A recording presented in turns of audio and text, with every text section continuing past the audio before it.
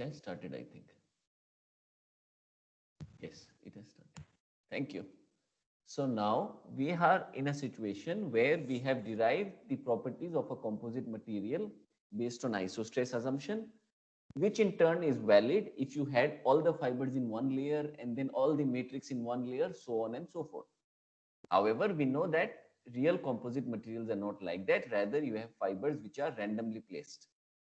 So the isostress assumption is approximate.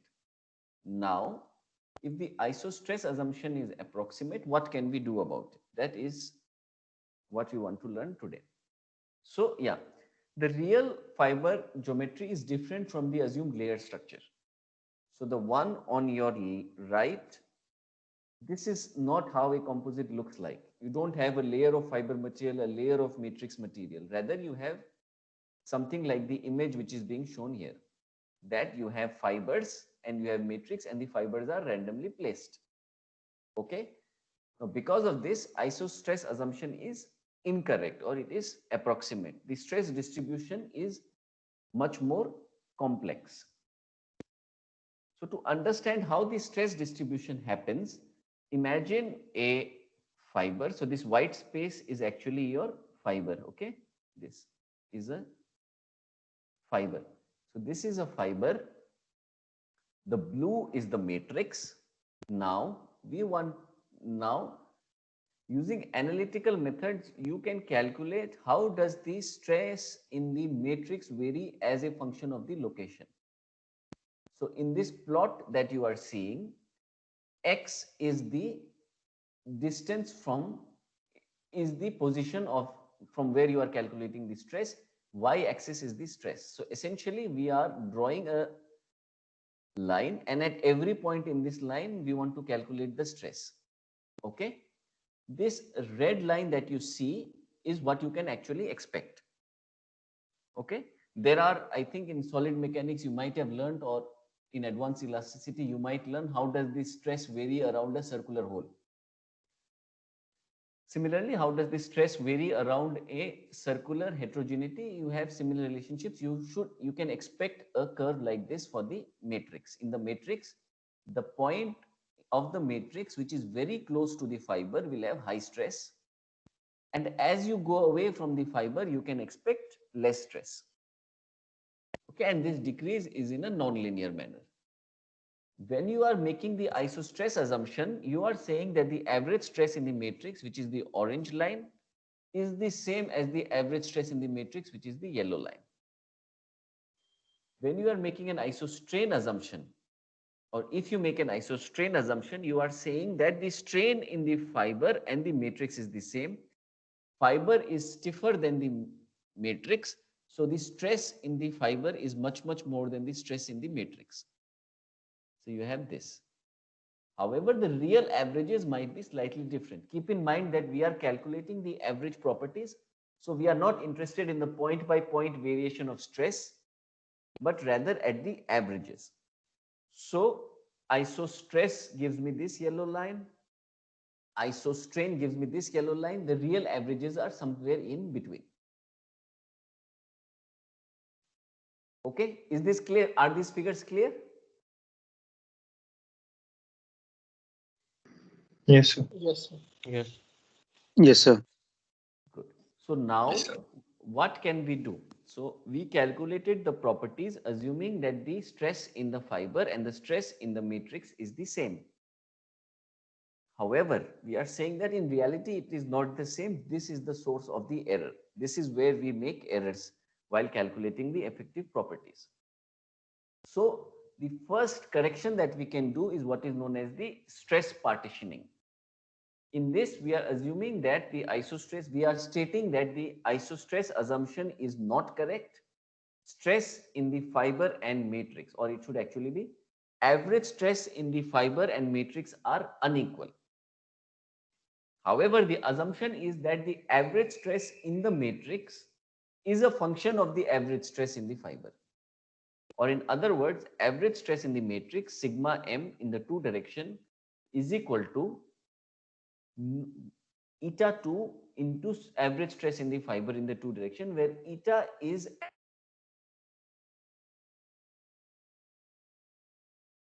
Okay. This, if we introduce in our rule of mixtures derivation, the derivation is the same as last time, but instead of sigma m, I am going to write eta 2 into sigma f2, and then I have this formula for my effective transverse modulus. Using this approach, you can get slightly better predictions for your transverse to fiber direction, the transverse modulus. Okay. The derivation is exactly the same. All you need is some correction for the stress in the matrix. Stress in the matrix is not equal to stress in the fiber. Rather, it is some constant multiplied by stress into the fiber. And this value of eta 2 is lower than 1. This is known as stress partitioning of the isostress assumption. So this is like an isostress assumption, but we are introducing some minor correction. Okay. Now, if you look at how it works, then these dotted lines are actually your experimental values. Okay. And these solid lines are the predictions for stress correction factors 0.5, stress correction factors 1. You will see that if you have glass fiber composites, putting a stress partitioning factor of 0.5 gives you a much better match. I don't know what these dotted lines are for. This is a plot from a very old paper, but just look at these solid lines. So this solid line, which is predicted using rule of mixtures with the stress partitioning factor of 0.5, is giving me a much better match as compared to no stress partitioning factor or isostress.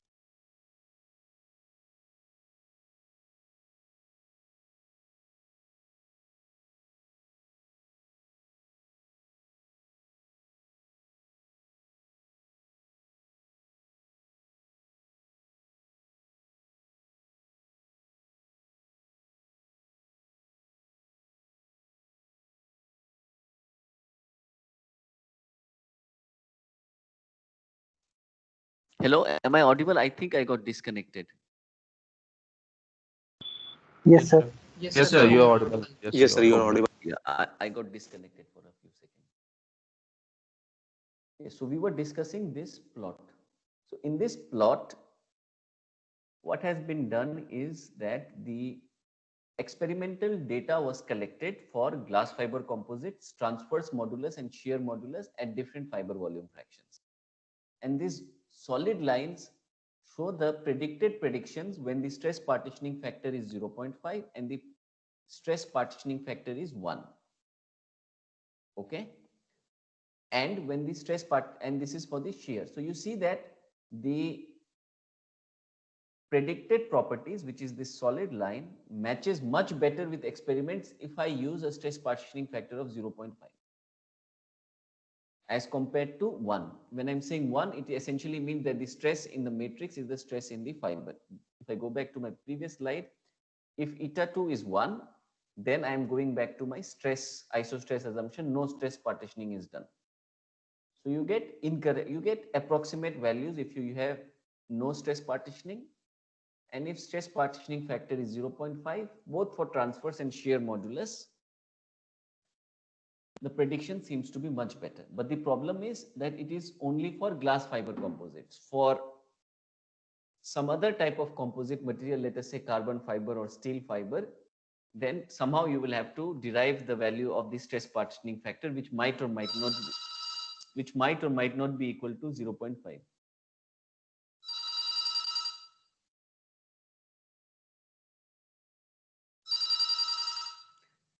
Okay.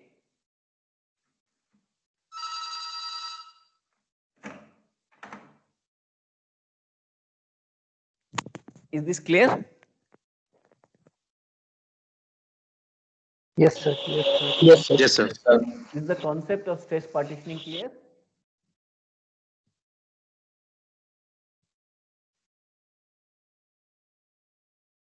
Yes. Yes, sir. It is clear, sir. Sir, Yes. so in the transverse modulus graph, The dots are the experimental values, no? No, yes, these markers are the experimental values. I think these solid lines and these dotted lines are calculated using two different properties of the matrix, as far as I can remember. So you should only look at this solid line and these dots, whether or not they match. I am not sure of what these dotted lines used to mean. Most likely it means the different properties of the matrix was taken. For example, property of the matrix was 3 gigapascal and 3.5 gigapascal, something like that, but I am not 100% sure. Look at this solid line and look at these markers. And this solid line is the one which is predicted by no stress partitioning. Okay? Yes, sir.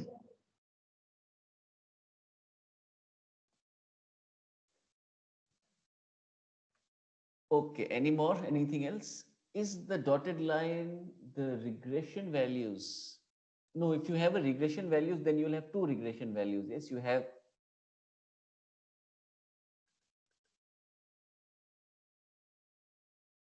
could be, but look here they are showing these arrows are shown for both the dotted lines as well as the solid line. So I don't think it is the regression line. Most likely, I think it is something to do with the different values of input Young's modulus for the matrix that was taken.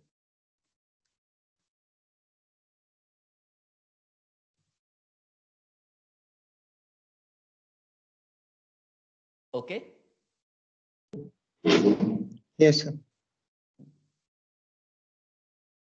So this is one way you can improve your predictions. The second way is that, no, so including the stress partitioning, you can now derive a very general expression for all the properties that you have calculated using inverse rule of mixtures, okay? Which means shear modulus 1, 2, G12, G13, bulk modulus K2, and using some advanced mechanics of solids, you can derive the value of the stress partitioning factor for different terms. For example, if I want to calculate the shear modulus, the stress partitioning value is half into 1 plus Gm by Gf. And so on. For bulk modulus, it comes out to be this. For shear modulus in the 2-3 direction, it comes out to be this, so on and so forth. In the context of mechanics of solids, usually this number nu12 or eta k or eta 23 is given to you. You do not need to derive it, but be aware that these derivations, they might be tedious and long, but they exist. That if you really are interested in calculating the stress partitioning factors for different materials, that can be done. And the same idea of stress partitioning can be used for calculations of all properties which have been derived using isostress assumption. Isostrain assumption requires no correction. Isostress assumption, wherever you use, you can use this correction factor also, but the value of eta will be different. Eta 22 not equal to eta 12.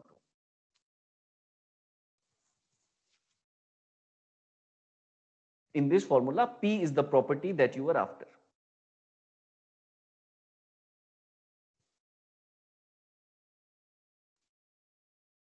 Okay.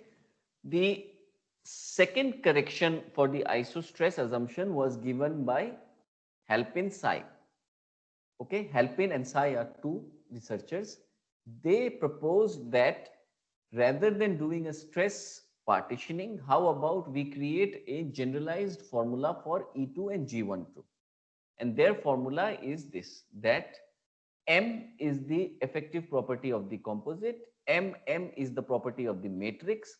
This is equal to 1 plus zeta into eta into Vf divided by 1 minus eta into Vf, where eta is defined using this formula, zeta is an empirical constant.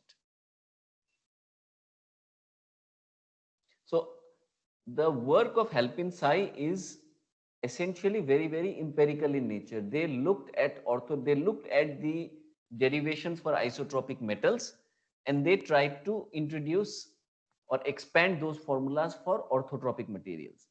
Throughout this course, we will study a lot about the work of Sai. Sai has contributed to many different parts of mechanics of composites, but his basic philosophy was always the same.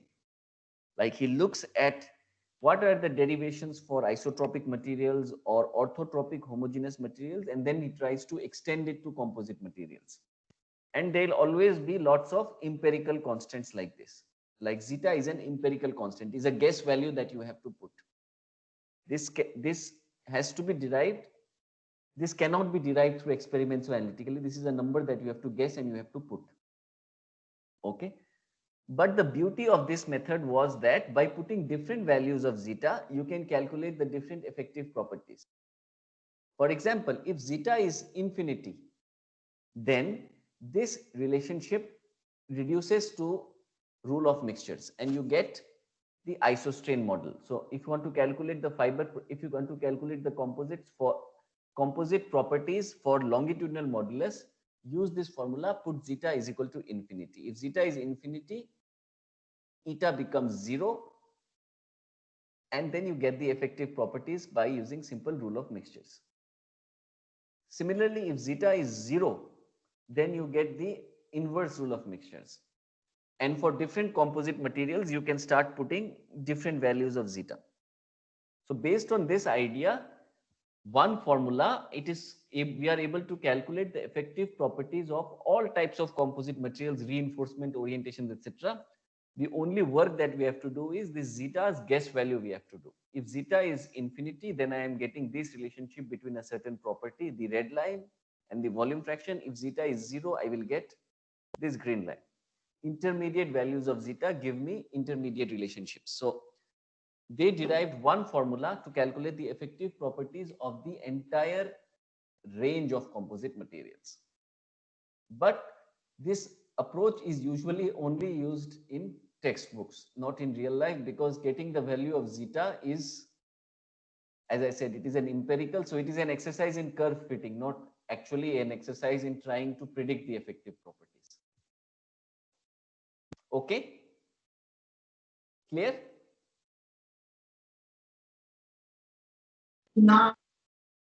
Yes, sir.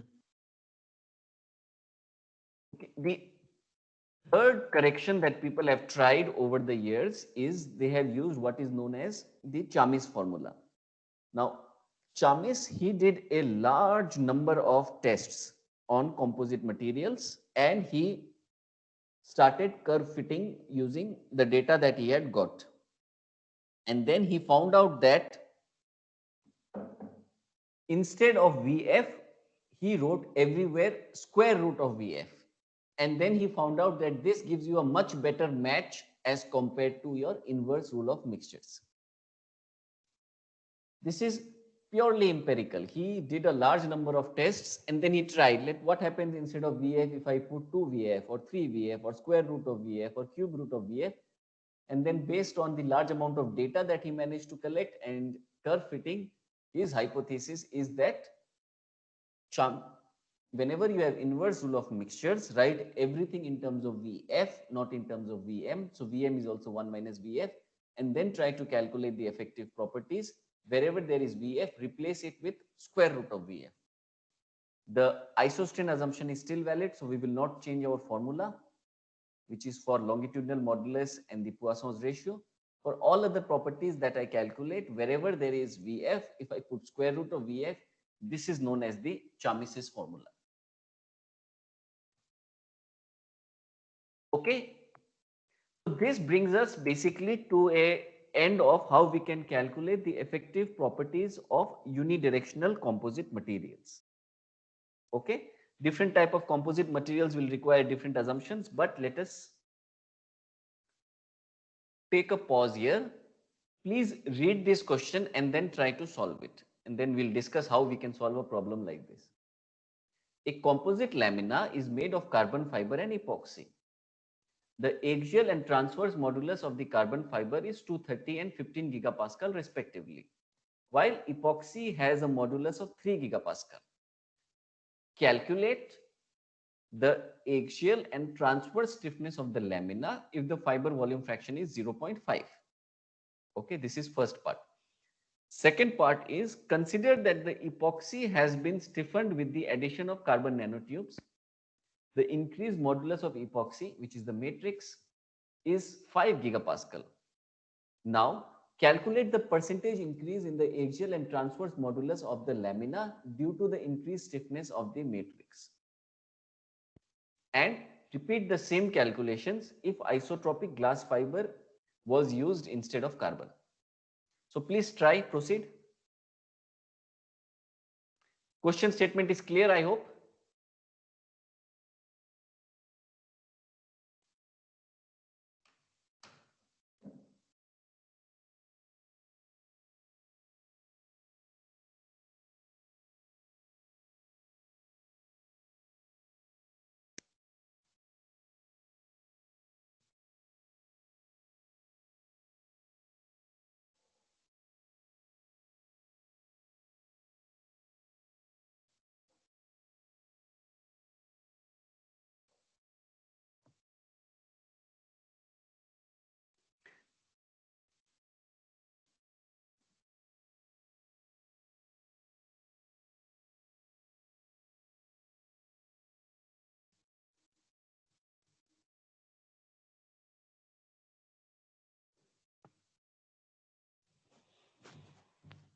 So let us do step by step. What is the axial modulus of the lamina? To calculate the axial modulus of the lamina, we are going to use rule of mixtures. E1 of the carbon fiber is 230. E1 of the matrix is 3. So composite materials axial modulus is 230 into 0.5 plus 3 into 0.5 is equal to 116.5 gigapascal. Everybody gets that? Yes, sir. Yes, sir. Yes, sir. Then Yes, let sir. us calculate the transverse modulus of the composite.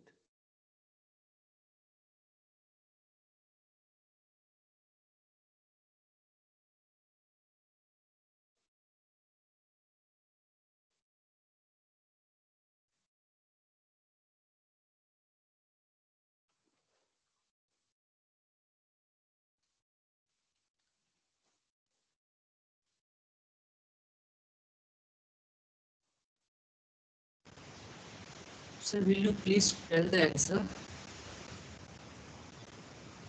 Yes? So will you please tell the answer of first part? 116.5 gigapascal.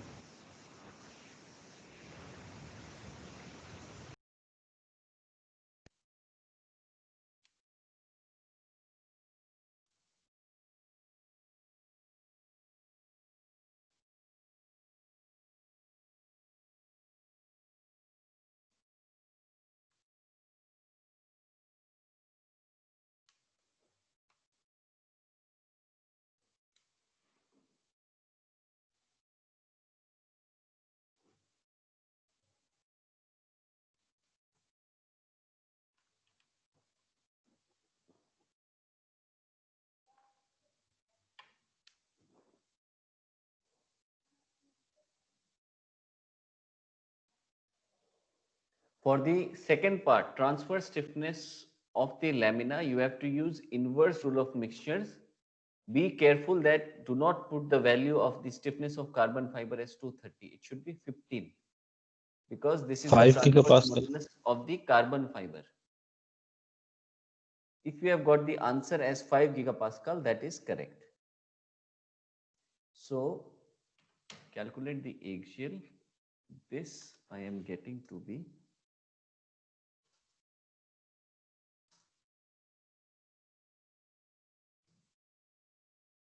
okay.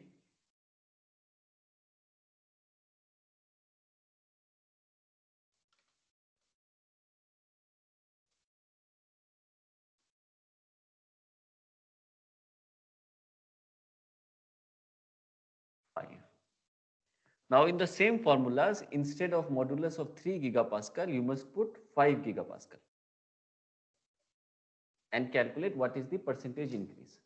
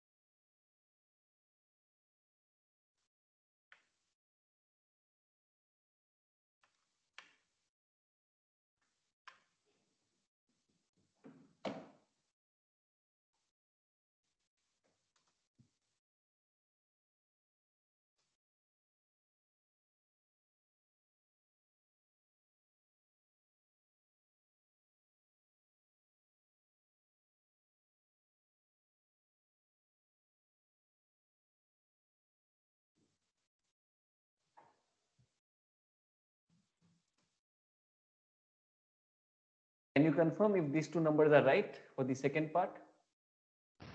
Yes, sir. Yes, sir. So we find out that the percentage increase in the axial modulus is less than 1%, but the percentage stiffness improvement in the transverse modulus is 50%.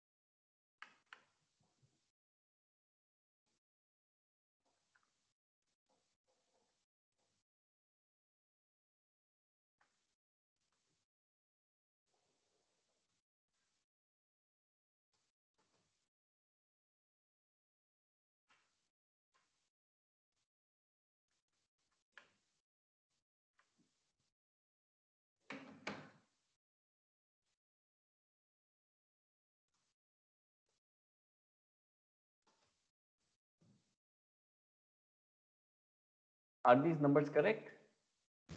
Yes, sir. Yes, Yes, sir. sir. So what are the, look at these numbers carefully and what are the different insights that we are gathering. If I have a composite lamina made of carbon fiber, its modulus is significantly higher than the modulus of the glass fiber composite. 116 is almost 3 times that of 37.5. So a glass fiber lamina, a composite lamina which has glass fibers, modulus is thrice as lower as that of the carbon fiber. However, the transverse modulus of glass fiber composite is higher than the transverse modulus of the carbon fiber composite. This is because the transverse modulus of carbon fiber is low while glass fiber is isotropic. Okay, this is insight number 1. Insight number 2 is that by improving the properties of my matrix, it went from 3 to 5 gigapascal. The improvement in the axial properties was very limited, right? About 0.8% or 0.9%.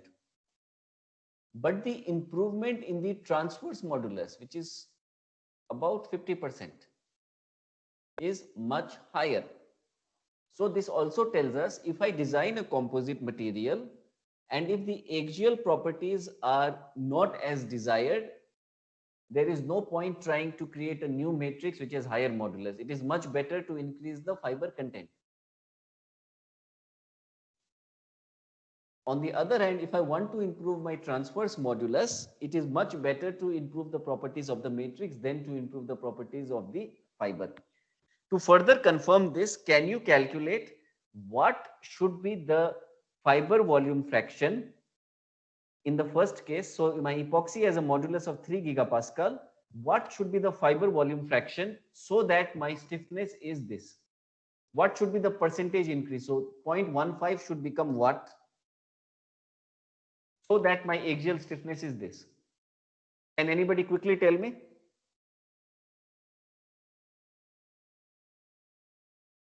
Two 230 into x plus 1 minus x into 3 is equal to 117.5. What is the value of x?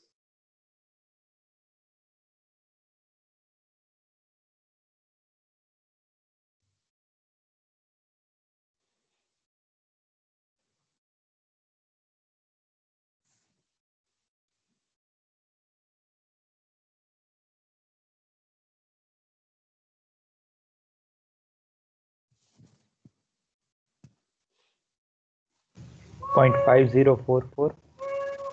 Something like that. Even by increasing the fiber percentage by less than 1%, you can reach your desired goal. You do not need to invest in trying to buy carbon nanotubes and creating new types of matrix. On the other hand, now this 5 gigapascal, if I want to make 7.5 gigapascal, how much fibers do I need to add? The transverse modulus of a composite material has to be increased from 5 gigapascal to 7.5 gigapascal. How much extra fiber will have to be added?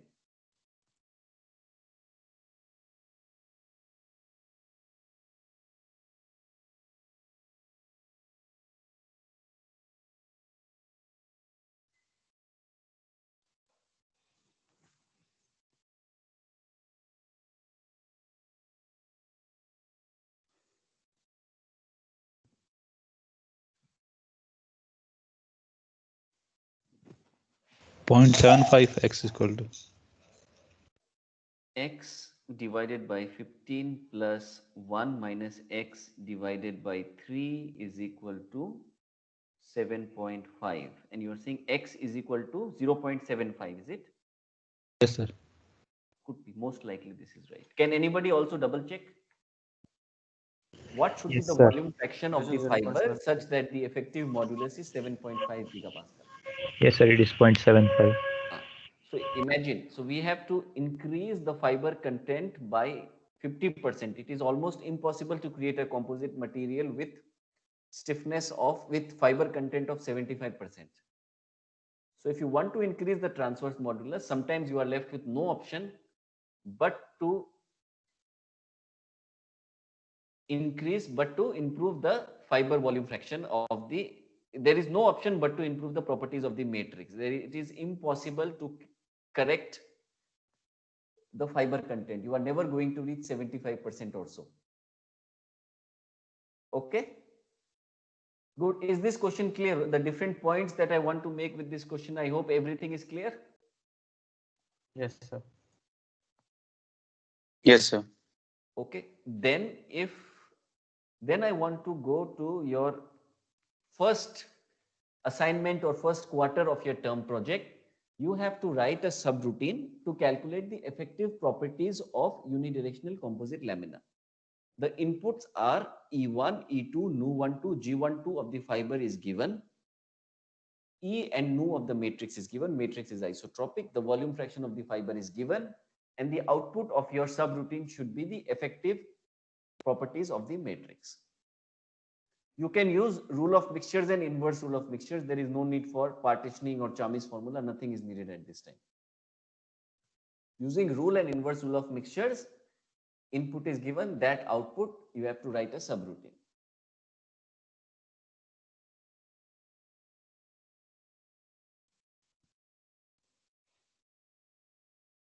I think it is clear, huh? Everybody should be able to do it, yes? Yes, sir. Yes, sir. But you have to write a subroutine. Huh? I mean, ultimately, what you will try to achieve, this subroutine might have to be called hundreds of times. So,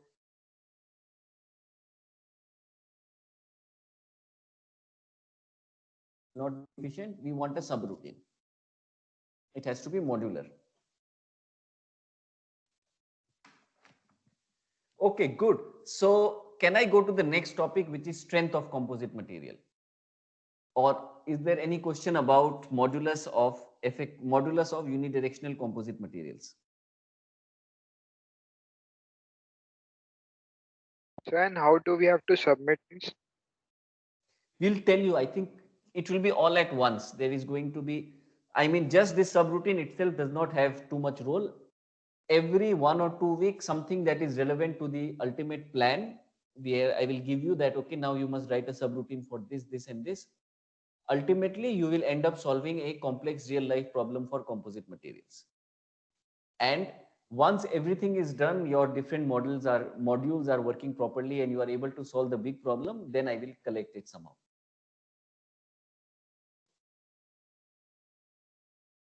I expect that overall there will be 4 or 5 such small parts of the code, 4 or 5 such modules that you have to write, and then there will be some for looping, etc. And the collection will happen after everything is done.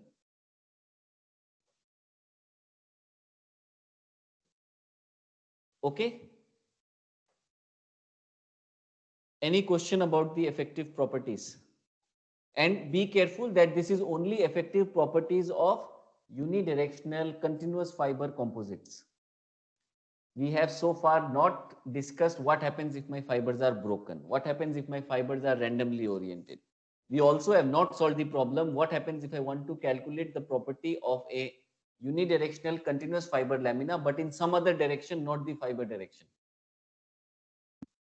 So all that we will do later, but for now, is there any question? Can I go to the next topic, please? Yes, sir. Yes? Okay. Yes, sir. Yes, sir. Okay. So the next topic we want to study is the strength of continuous unidirectional fiber composites. UD stands for unidirectional. Okay.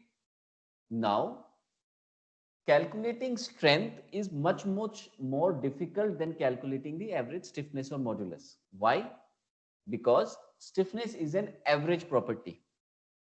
So if you make some error in the stress of the fiber, but you also make some error in the stress of the matrix, when you are averaging it out, more or less, they will cancel each other out. Strength is not an average property. Strength is a property which will depend on the local state of stress. If my composite is failing due to fiber fracture, then the fiber stress predictions must have been right. I cannot average. Also, the strength will depend on what exactly is happening locally. Is my fiber breaking? Is my matrix cracking? There are many things that can happen. You also have to consider many more cases. It could be that the strain to failure of the matrix is more than the strain to failure of the fiber, and vice versa. Both cases you have to consider while calculating the strength of a composite. Unlike stiffness, where it is just the average property, it does not matter which is more or which is less. Also, you must remember that if you have a fiber, the way it is going to break under tensiles is different from way it is going to break under compression. And since the structure of a composite material is different in the axial and transverse direction, the strength also in the axial and transverse directions are going to be different. And there are going to be stress concentrations. So you have to account for all of that. Okay. So there are challenges, but also this is more interesting and more, I mean, it is more challenging. It is more interesting from an intellectual point of view. It is also more interesting from the application point of view. We must be able to predict when a composite is going to fail. And like we have done for the effective or apparent modulus, we will only try to calculate the strength in the fiber direction and transverse to fiber direction. What will happen if the strength is, if the uniaxial load is in a slightly off axis? That we will discuss later. For now, uniaxial loading in the fiber or transverse direction is done. How my composite material is going to fail, that we will discuss. Okay, this is very important point to keep in mind, that stiffness is an average property, strength is not an average property. Okay, to understand better, imagine this. So all of you have seen this. There are chains like this. Yes. And what is the strength? Let's say the strength of link 1 is 1 megapascal. This is 10. This is 5. This is 4. What is the strength of this chain? 1. 1 megapascal. Average. It is the weakest link. The strength of a chain or a structure is the strength of the weakest link. You cannot say that the strength is 20 divided by 4 is equal to 5. So it is this. So this inherently is the challenge. We have to find out which is the weakest link. When I have a composite material, what is going to fail first? Is it the fiber? Is it the matrix? Is it the joint between the fiber and the matrix? And accordingly, derive the expressions for that. If it was stiffness, we could just do 1 plus 10 plus 5 plus 4 divided by 4. That we cannot do for strength. So let us see. So let us consider that I have a unidirectional continuous fiber composite loaded in the fiber direction.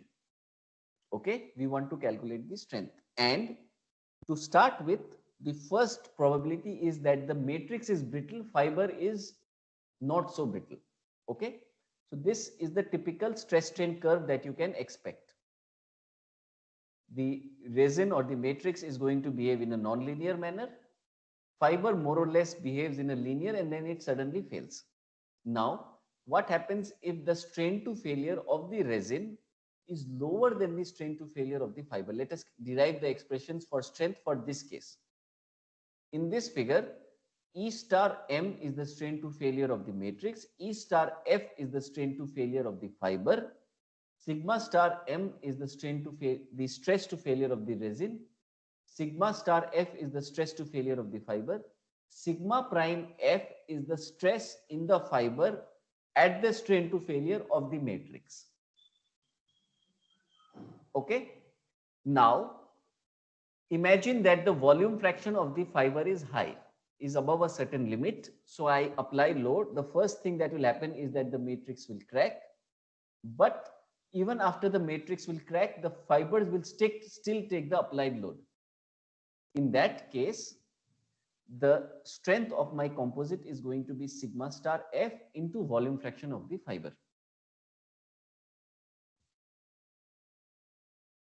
Now, what happens if my volume fraction is low?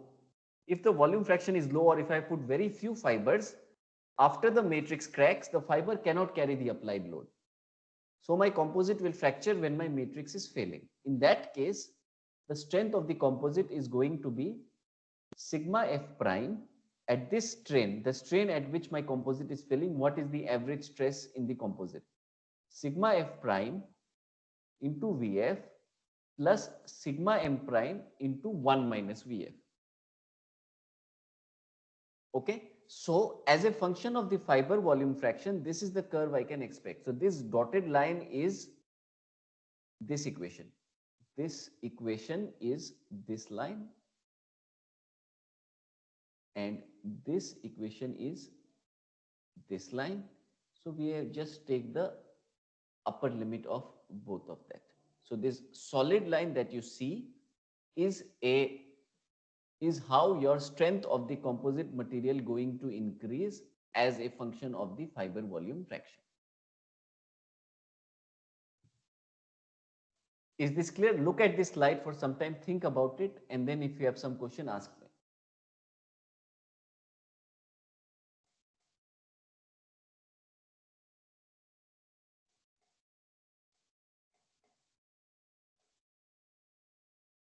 Sir, Yes? so which line represents low volume fraction? This area, no? This line is a low volume fraction. So at low volume fractions, we have this equation. This equation is this line. Okay? Okay, sir.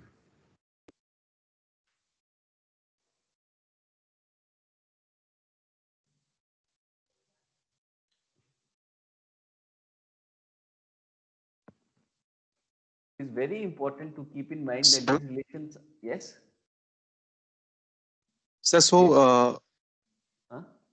Vf prime is the crucial point at which this transitioning is happening from where I Yes, mean the theoretically, load, because VF in is the known as property the, is yes.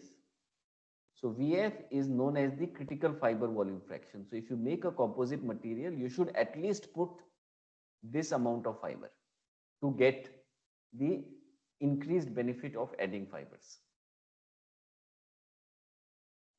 understood, If sir. it is lower than VF, then we call it low fiber volume fraction. If it is lower than VF prime, it is high or fiber volume fraction.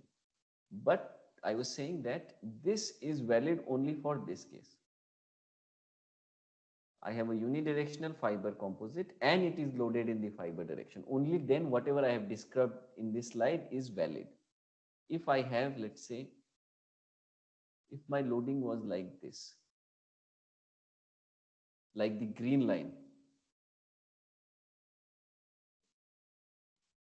then this nothing is valid. It is unidirectional continuous fiber composite loaded in the fiber direction, only then it is valid. Okay.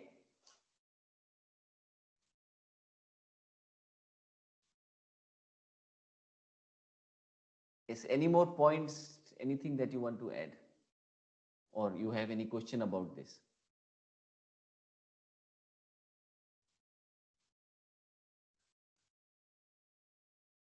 So actually it will look like this. So imagine that you have a fiber, these dotted lines are the fiber, you pulled it, then your matrix started cracking.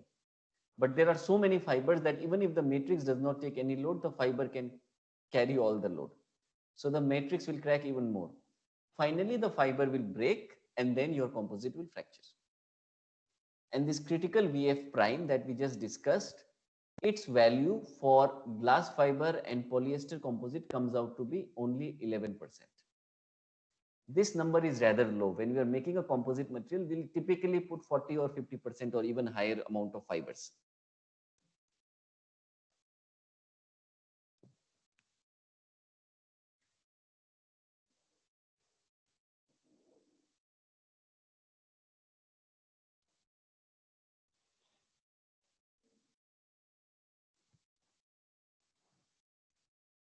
Okay, and glass fiber typically fails at 2.5% strain. Carbon fiber is even less. It is something like 1%, 0.01 is for carbon, glass is 2.5%. This is an important number that you should keep in mind. Okay, now let us go. What happens if my fibers are brittle? Now in this case, the strain to failure of the resin is E star M, strain to failure of the fiber is E star F, and E star F is lower than E star M. In that case, what is going to happen? If my volume fraction of my fibers is high, meaning I have much more fibers than the matrix, then as soon as my fiber fails, my matrix is also going to fail. In that case, the average stress in the composite is sigma F star into Vf plus sigma M prime, which is the stress in the resin at the strain to failure of the fiber into 1 minus Vf. Okay. If my volume fraction is low, that even if there was very little fibers and after the fiber is failing, the matrix can still carry the applied load, then the expression comes out to be sigma M star into 1 minus Vf.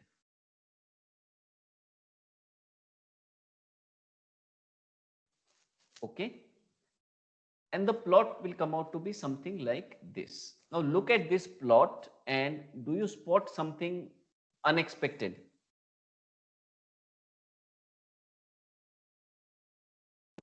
There is something which is unexpected. If you think like that. Sir, for lower VF, even when we are increasing the fiber, the failure stress is decreasing. Yes, exactly. So this is correct. What is your name? Saksham. Good, Saksham. So Saksham has correctly pointed out that according to the theory that we have developed, there can be cases where I have a weak matrix and a strong fiber, but adding strong fibers inside my weak matrix is actually decreasing the strength of the matrix. This is counterintuitive, but it has been experimentally proven that if you have a matrix and if you put very low amount of fibers, then the strength of the matrix actually comes down, which is shown by this line. Okay. Luckily for us, this comes out to be very, very low. If you have matrix and if you put less than 2% or less than 3% of fibers, then you can expect this condition that the strength of the matrix actually came down and then it starts increasing. So here we have another definition of the minimum amount of fibers that we should use. This is known as your critical fiber volume fraction. If you use fiber volume fraction less than your critical fiber volume fraction, the strength of the composite is going to be less than the strength of the matrix. But as I said, these numbers are very low. These are only in special cases you are going to get a composite with fiber content so low. And this is only true for unidirectional continuous fiber. So a composite with unidirectional continuous fiber and volume fraction lower than this is very rare, but theoretically it is possible. Okay. So in these cases, usually what we get is one fiber will fail, and when that one fiber fails, all the fibers in its neighborhood are going to fail. The matrix is brittle, so it's suddenly going to snap. Okay, good. Any questions about the longitudinal tensile strength models?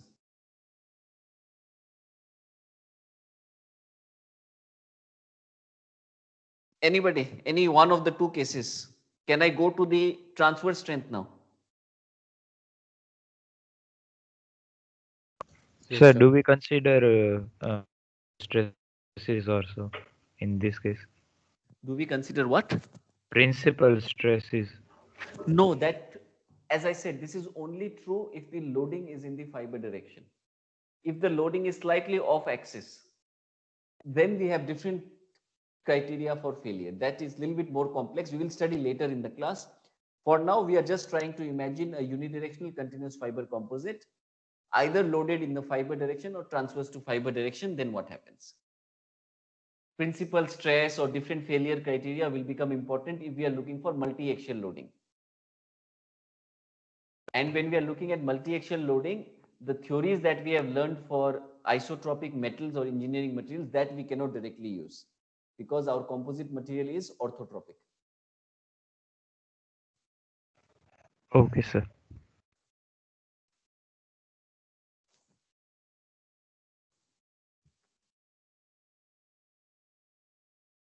Okay, anything else? Any questions on this? Are these concepts clear? Why the strength of a composite can be lower than the strength of the matrix? Or under what conditions it can be? It will be if the volume fraction of fiber is low and the fiber is brittle. If these two conditions are simultaneously satisfied, you can have a where the strength of the composite is lower than the strength of the matrix.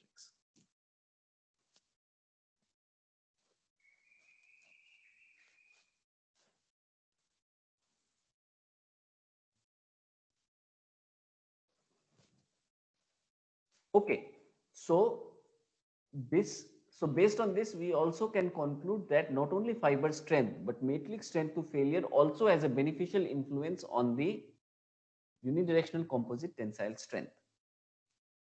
So even though fiber is the maximum load bearing capacity, but if I can improve the matrix strength to failure, I can improve the strength of my composite. So in this figure, you are seeing the same carbon fiber is used, T800. T stands for Toray. Toray is the major carbon fiber manufacturer from Japan. So T700 fiber is used, but resin with different strength to failure, 2%, 4%, 6% is used. You see that the strength is increasing. Similarly, if you use T800 and then as I increase the strain to failure of the resin, or as I use different resins which have increasing strain to failure, the strength is increasing.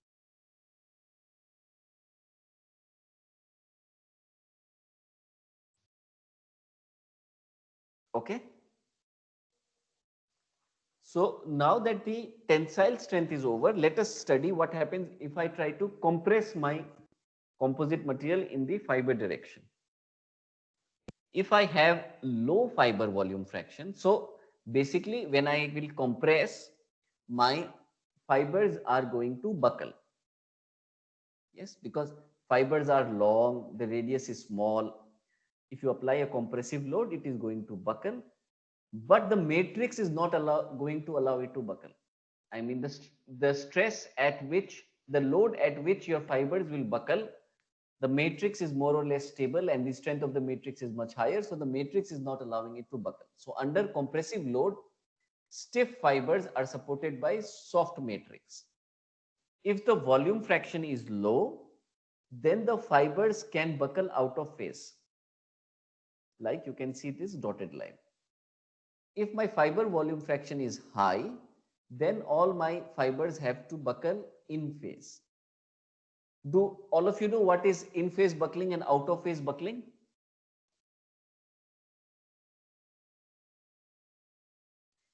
in phase buckling means that the buckling shape of different fiber, the modes are exactly the same.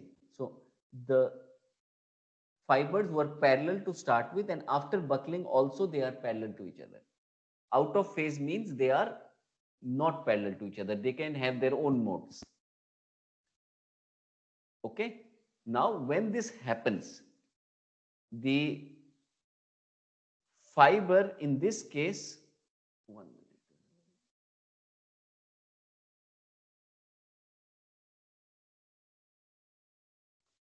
So if the fiber is buckling, you can see that in this case, that is the high fiber volume fraction, the matrix is going to compress or extend. So the square matrix now becomes rectangle, and depending on where it is related to the fiber, it is either going to go under a state of tension or compression, because the fiber is perfectly glued to the matrix. Now, as the fiber is changing shape, the matrix in this region, it will compress a little bit, and the matrix in this region is going to increase. So it is mostly extension.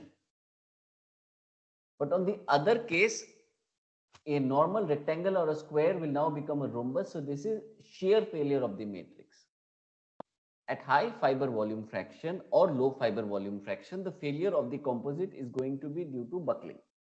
But if there is low fiber volume fraction, the failure is likely that the buckling leads to extension of the matrix, which leads to failure. At high fiber volume fraction, buckling leads to shear deformation of the matrix, which leads to failure.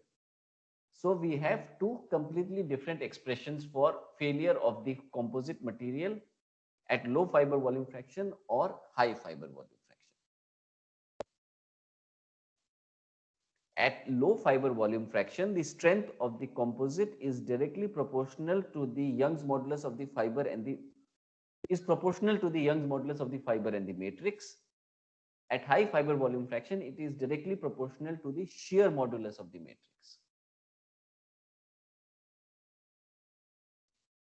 Okay.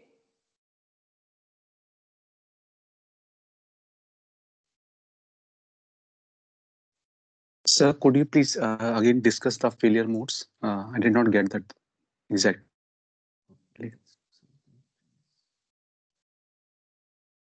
So if you have low fiber volume fractions, the fiber can buckle independent of the fiber in its neighborhood. And there are no fibers in the neighborhood, so it can buckle in phase, out of phase. Both can happen. Okay. This fiber was straight, now it has this dotted line shape. This fiber was straight, now it has this dotted line shape. There is perfect adhesion between the fiber and the matrix. So if the fiber is going to change shape like this due to buckling, the matrix is going to deform in the region close to the region where the fiber has deformed. So if I look at this region where two fibers, they have come close to each other. So initially the distance was 2c, now it is going to be less than 2c because both of the fibers have buckled towards each other.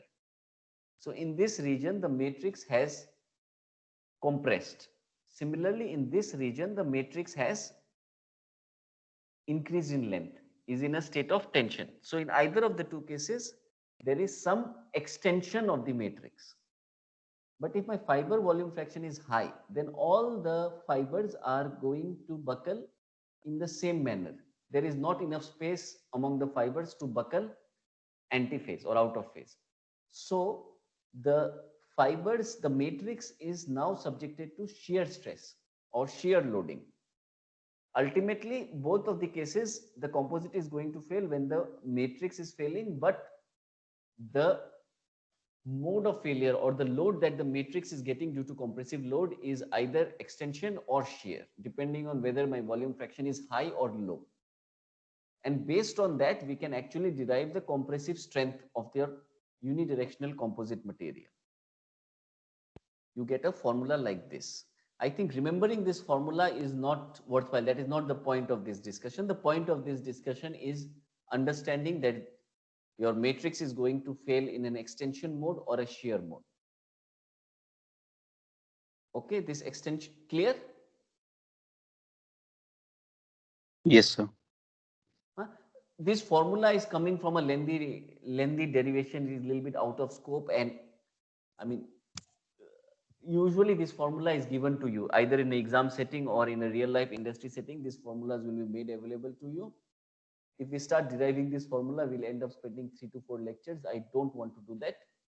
But take my word, I think more important to understand the physics, as I said, extension mode and shear mode that you need to understand. So it comes out to be something like this. As a function of fiber volume fraction, the strength of a composite is increasing under transverse, or this is two different type of composite materials. As I increase the modulus of the matrix, the strength is increasing. And as I increase the fiber volume fraction, first the strength increases linearly and then it increases non-linearly. Okay, but these formulas are again very approximate. These are made for a designer to do quick calculation. If you really want to know how a composite is going to fail under compressive load, you have to do finite element calculations. This is only to understand the physics. This formula is approximate. It will not give you exact values, just like your inverse rule of mixtures. Or in other words, if I have to put it like that, if somebody designs a aeroplane using formulas like this, I will personally not sit in that aeroplane.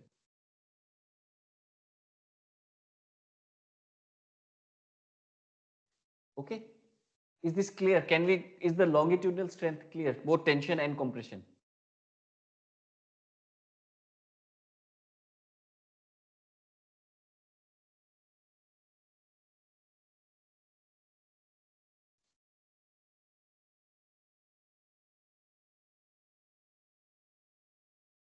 Can I go to the next topic?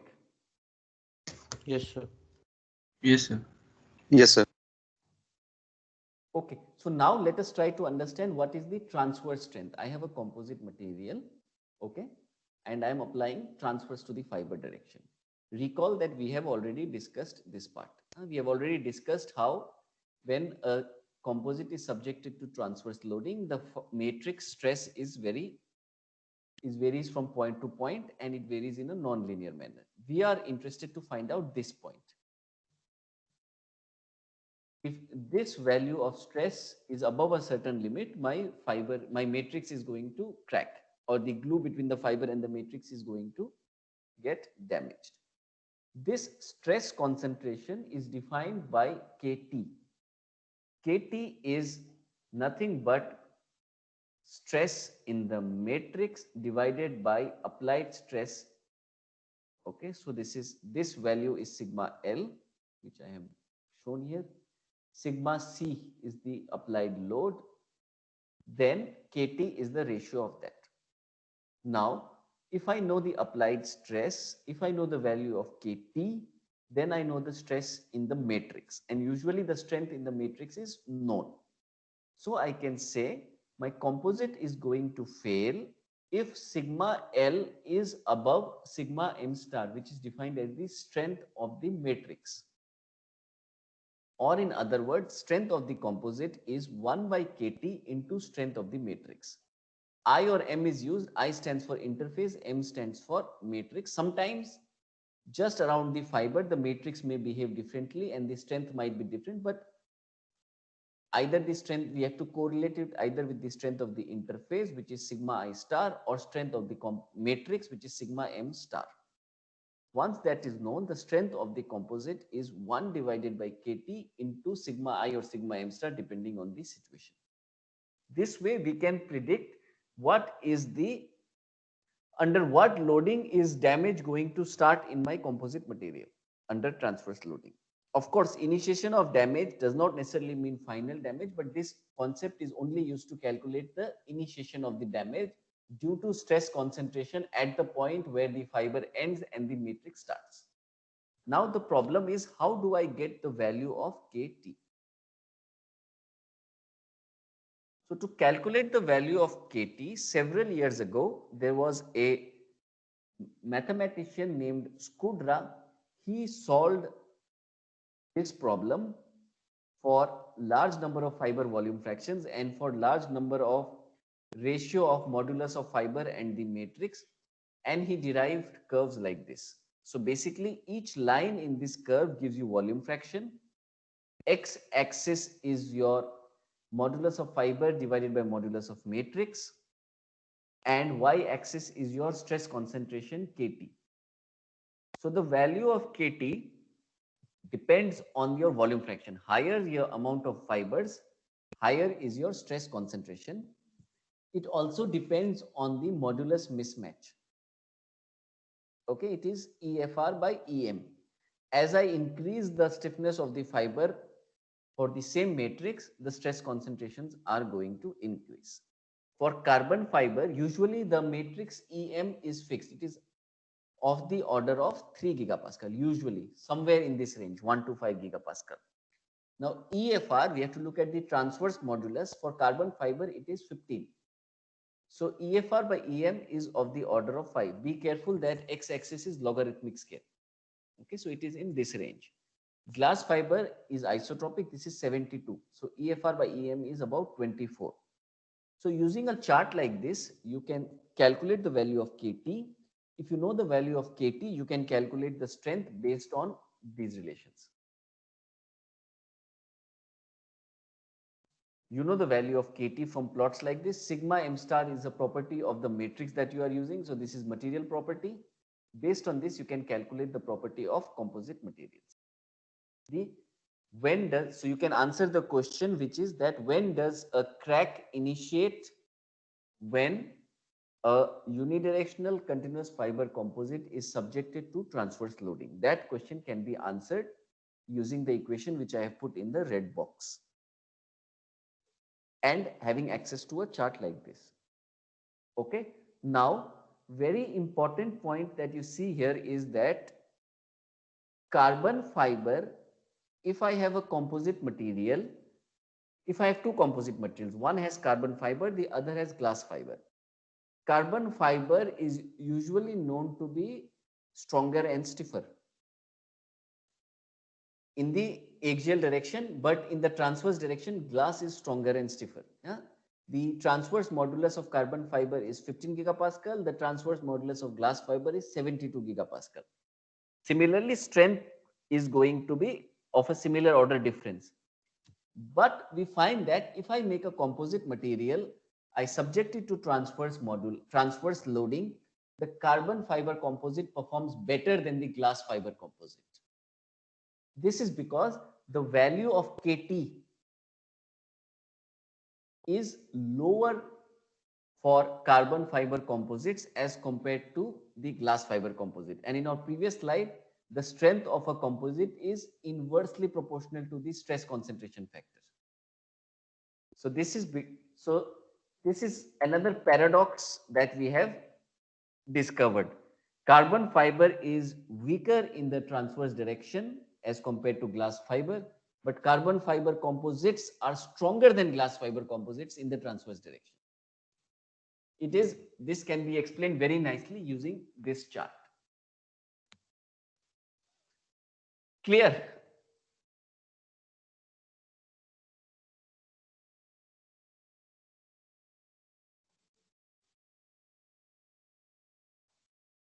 So what we have defined sigma I star in the is the strength of the previous slide. interface. Is the strength of the interface, the strength of the material which is existent where the fiber ends and the matrix starts. Sometimes what happens now, the top surface of the fiber can react with the matrix, and the region which is very close to the fiber can have slightly different properties as compared to the matrix. That region is called interface. So sigma I is the strength of the matrix in Okay, that sir. region.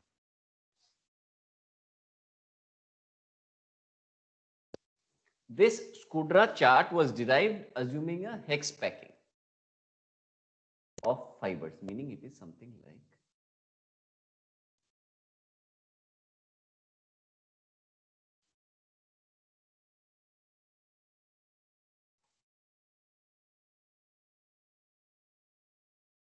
if the fibers are arranged like this, then the stress, and we are looking at actually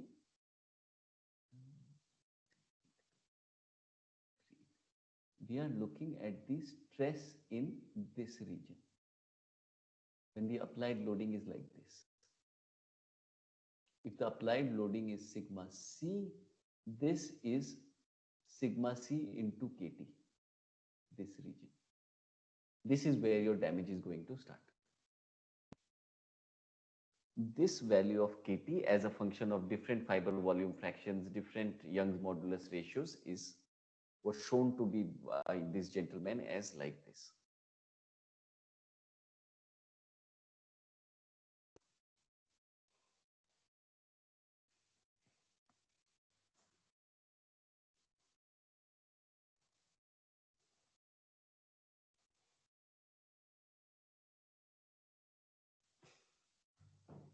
Okay, clear? This is a very important question in the context of Viva and job interviews. That having to explain why, despite the fact that carbon fiber is less stiff and less strong than glass fiber in the transverse direction, carbon fiber composites, they perform better than glass fiber composites in the transverse direction. And the answer is, from this graph you can understand, from this slide you can understand why that is happening.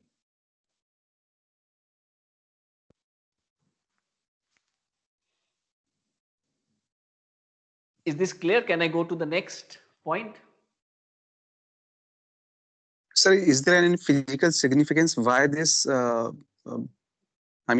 stress concentration factor is higher for Because it depends on the glass modulus. fiber? You can, to understand that, imagine that this property, okay, so imagine that the property of this fiber is exactly same as the property around it. Okay, so even though I am putting fiber and matrix, but the property of the fiber and the matrix is exactly the same. Then what can you expect? There will be no stress concentrations. Yes, the stress is going to vary linearly. So this is one. Right, sir. Now, as I increase the fiber modulus and keeping the modulus of the matrix same, the stress concentration will increase. What is happening now is that because the stiffness of the fiber is high, it is going to take more load. So basically, if I apply the same strain, the stress in the fiber is roughly equal to stiffness into the applied strain. The stress will increase inside a fiber. The stress is increasing as I increase the stiffness of the fiber. But at the region, so let us look at this. At the region where the fiber is ending and the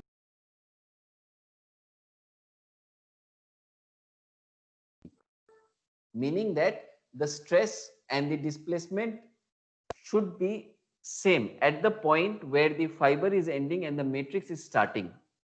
It cannot be that the end point of fiber is high stress and the beginning point of matrix has low stress. Stress cannot be discontinuous. It has to be continuous. So this is known as traction continuity. Now the stress in the fiber is increasing as I am increasing the stiffness of the fiber.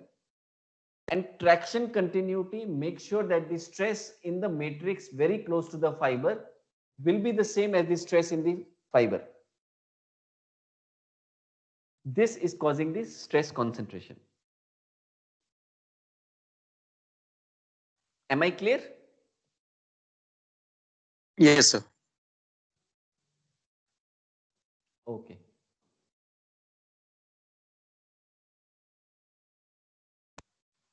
Similarly, Adams made the stress concentration chart for square packing.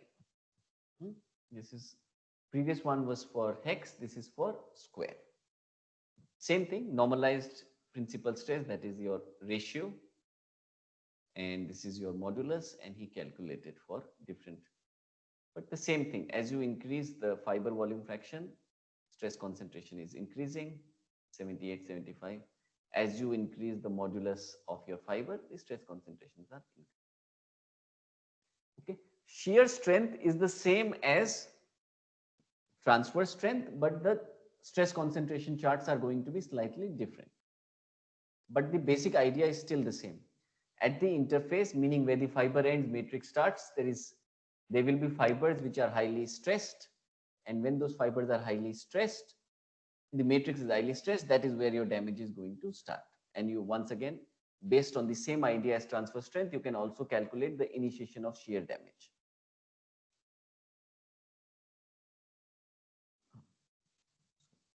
So basically, this brings me to the end of what I wanted to discuss today. Any questions about today's class?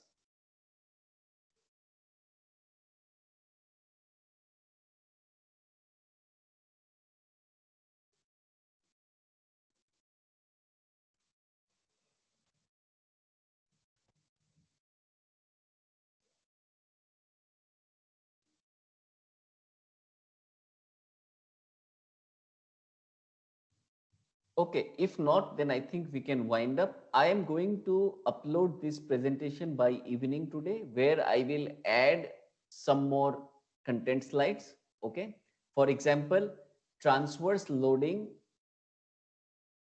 compressive transverse loading. This is something we did not discuss. So a few points like that I am going to add, and I'm going to give you some more material to read about manufacturing of composite. So on Thursday, please go through this material, and Monday we will discuss what you have read. And apart from that, I will most likely add one more question that you should try to solve yourself. This is about this is about transfer, the modulus calculations of composite materials, like the question we discussed today. One more question, some more content slides will be shared with you, and plus some reading material. Please go through all of that either on Thursday or on the weekend, wherever you like. We will start our discussion on Monday with the topics that has been added.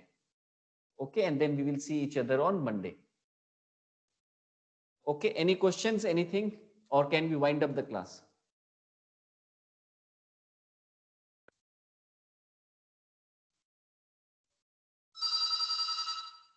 ठीक है, if nothing, then I am ending this class. Thank you, sir.